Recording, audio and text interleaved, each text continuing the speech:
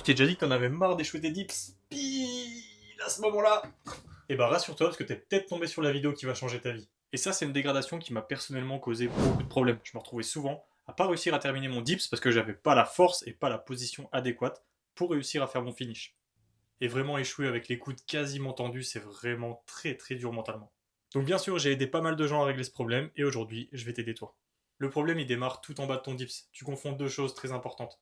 T'essayes de mettre de la vitesse, mais tu confonds vitesse et précipitation, et tu te retrouves avec un positionnement qui est totalement inefficace.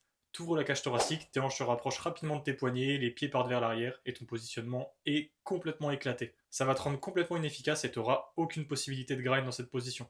Pour mieux gérer ça, il va falloir que tu gères ta position de tête et aussi ton intention au départ. Le but, c'est de mettre de la vitesse, mais de garder du contrôle. Ta première intention, ça doit être de pousser dans les barres de dips, pas de te relever. Ensuite, tu pourras mettre des variations en place, mais c'est pas ça qui va rendre ta technique plus efficace. Le premier facteur, c'est l'intention. Si t'as pas une intention d'avoir ce menton proche des pecs, d'avoir toujours cette cage fermée, cette protraction active, et ce positionnement qui est idéal pour les dips, bah tu vas clairement jamais réussir à la mettre en place.